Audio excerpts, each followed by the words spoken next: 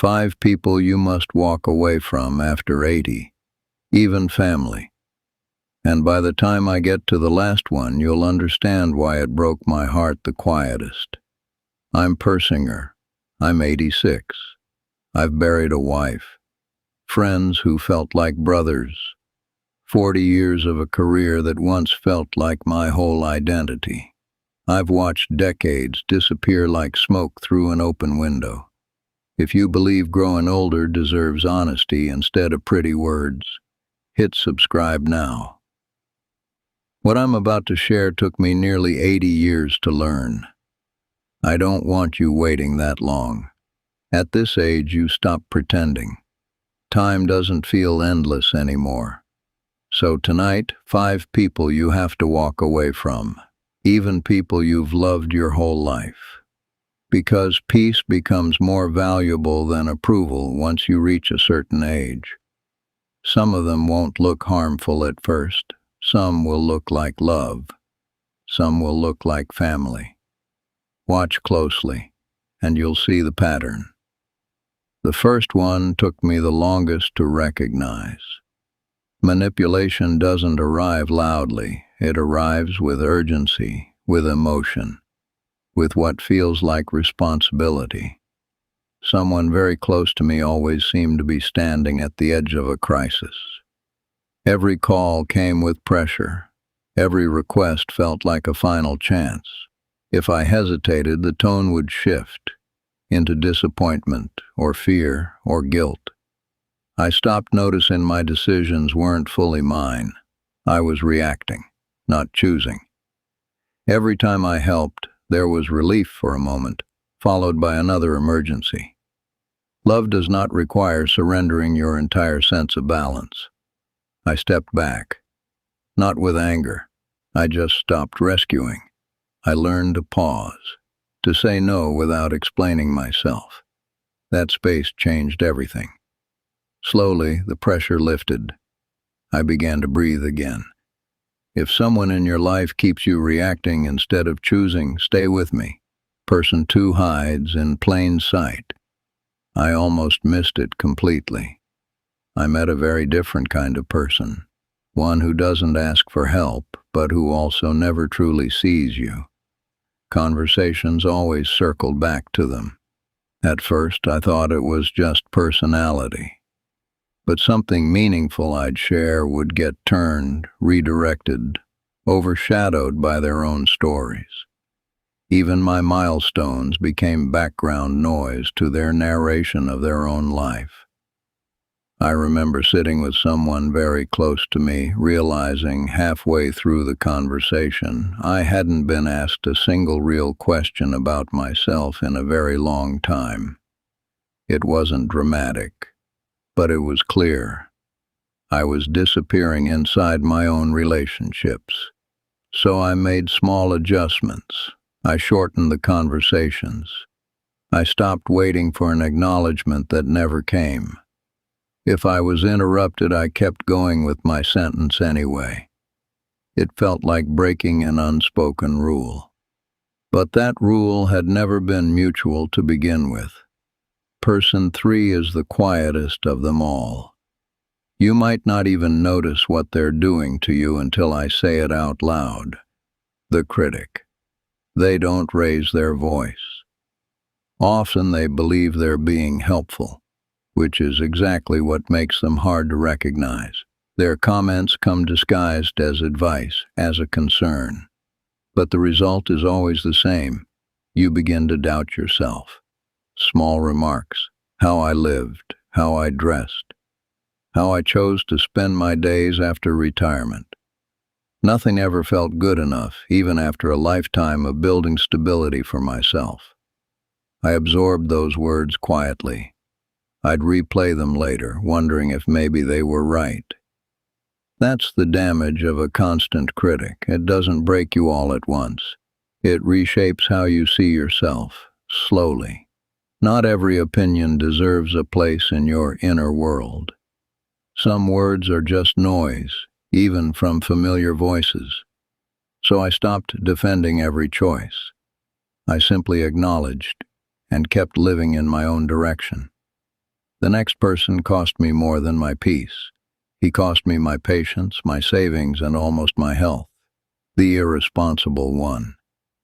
These people leave chaos behind them everywhere they go. Missed payments, broken promises. And somehow they always expect somebody else to clean it up. Older people become targets for this. Younger relatives assume we have extra time, extra patience, extra savings sitting around. They start seeing us as safety nets instead of people trying to enjoy the years we have left. I learned this with my nephew Tommy. Not a bad young man at heart. Lazy, careless, but charming enough that everybody kept giving him one more chance. Every job ended the same way. Someone else's fault. The manager, the economy, his co-workers. Then one winter, he asked if he could stay with me, just temporarily. Temporary. That word has trapped more old people than you'd believe. Weeks turned into months. Dirty dishes piled up. My bills increased. My peaceful routines disappeared. One afternoon, I came back from a doctor's appointment and found him asleep on my couch at 3 p.m, empty beer bottles on the table beside him. I'd spent that same morning worrying about my blood pressure and whether my heart medication needed changing. Why was I spending the final chapter of my life carrying a grown man who refused to carry himself? My generation was taught endurance. Sacrifice quietly. Keep giving even when exhausted. But there's a difference between helping somebody through hardship and enabling a pattern that never ends. I sat Tommy down and calmly told him he needed to leave within 30 days. No yelling, just honesty. He acted shocked. But deep down, I knew I'd waited far too long already. After he left, my home felt like mine again. The silence came back. The peace came back. Even my health improved. One more person left, and out of all 5, this is the one that broke my heart the quietest. The ungrateful one. It sounds small next to manipulation or criticism, but chronic ingratitude wounds the human heart just as deeply. When your kindness gets treated like something owed to you, you start feeling emotionally invisible. Ungrateful people never say thank you in a way that means anything. Give your time and they focus on what you didn't give. Sacrifice for them, and they act like you simply fulfilled an obligation. There was a woman in my church group, Margaret. Every Christmas, I drove seniors around town to see the holiday lights because many of them couldn't drive safely at night anymore. It brought me real happiness watching older faces light up like children again. Margaret criticized every outing. Too cold, too crowded, wrong restaurant. One year, I spent 6 hours organizing a dinner for the group. The only thing she said afterward was that the mashed potatoes were dry. I drove home that night feeling strangely empty, not angry, just tired. Gratitude is emotional oxygen. Human beings need appreciation the same way plants need sunlight, especially when you're older, and a lot of us already feel discarded by society. A simple, sincere thank you can warm an aging heart more than people realize.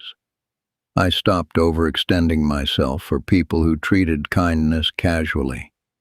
I invested my energy where care flowed both ways. Life became lighter.